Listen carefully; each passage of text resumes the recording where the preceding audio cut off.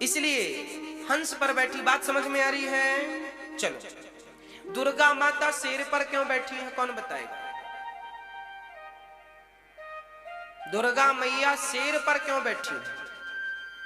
अब इसके लिए उनका बैकग्राउंड समझना पड़ेगा। दुर्गा मैया के हाथ कितने हैं? कितने? 8। 10 कौन कह रहा? दुर्गा मैया के हाथ कितने हैं? अष्टभुजाधारी। दुर्गा मैया के 8 हाथ हैं और शेर पर बिल्कुल यूं बैठी हैं, बिल्कुल तैयार।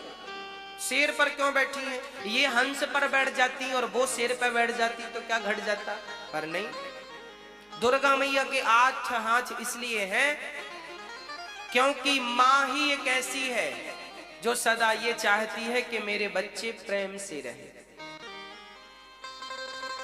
मां चाहती है कि मेरे बच्चे हमेशा प्रेम से रहें, इनमें कभी आपस में झगड़ा।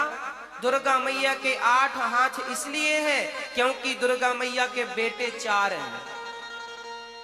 4 बेटे कौन कौन? पहला बेटा ब्राह्मण, दूसरा बेटा क्षत्रिय, तीसरा बेटा वैश्य, चौथा बेटा शूद्र। हम चारों की माता माता रानी है और चारों से माता रानी बड़ा प्यार करती है, बराबर का, किसी से ज्यादा और किसी से कम नहीं।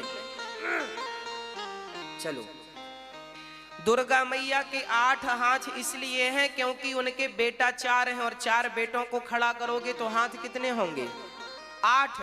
तो दुर्गा मैया कहती है कि बच्चों, जिस दिन तुम एक साथ खड़े हो जाओगे, एक हो जाओगे, उस दिन तुम शेर की भी सवारी कर पाओगे जैसे मैं कर रही हूं। पर तुम एक बनो तो सही।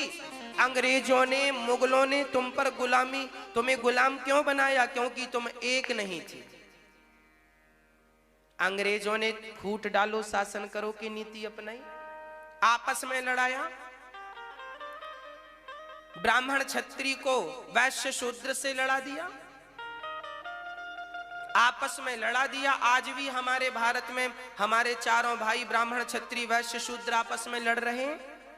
कोई कहता है मैं बड़ा हूं, कोई कहता है मैं बड़ा हूं, कोई कहता है मैं बड़ा हूं।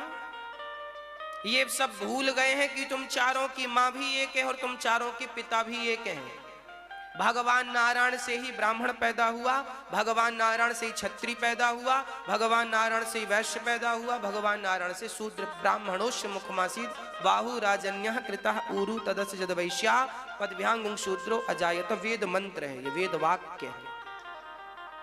जब भगवान ही चारों के पिता है, एक ही बाप की संतान हो, तो फिर भेदभाव किस बात का? ऊंच नीच किस बात की? छुआछूत किस बात का? वो तो फिर विचारों की बात अलग हो गई कि मेरी विचारधारा है कि मैं अब उनमें से एक ने, अब देखिए आपके ही खानदान में, आपका ही परिवार में, आपके ही परिवार में कोई आदमी मांस खाए आपके सामने, तो आप ही, अब देखो आप पूजा करते हो, कथा सुनते हो, बड़ा भजन करते हो और आपके सामने कोई मांस खाए आपका ही परिवार का, आपका काका भतीजा फलाना ढिमका, तो आप ही कहेंगे राम राम इसके हाथ का तो पानी नहीं पीना चाहिए, और आप नहीं भी पीते। हाँ या ना? हाँ कि ना? समझ में आ रही है बात? भाई आपकी विचारधारा अच्छी है और किसी आपका ही परिवार का आदमी उसकी विचारधारा गलत है, तो आप उसका साथ छोड़ देते हैं कि नहीं? क्योंकि हम हैं तो एक ही परिवार के, पर क्या हुआ कि विचारधाराएं अलग अलग। उसी प्रकार हम ब्राह्मण क्षत्रिय वैश्य शूद्र थे तो एक, पर आगे चल के सबकी विचारधाराएं बदलती गई। कोई सात्विक बना रहा तो कोई मांस खाने लगा, तो जो मांस खाने लगा तो सात्विक आदमी बोला यार देखो तुम मांस खाते हो तो हमारे भाई, पर अब हम तुम्हारे हाथ का पानी नहीं पिएंगे कि देखो तुम मांस खा रहे हो, हम भी पी ले पानी और कहीं हमारी भी बुद्धि बिगड़ जाए तो।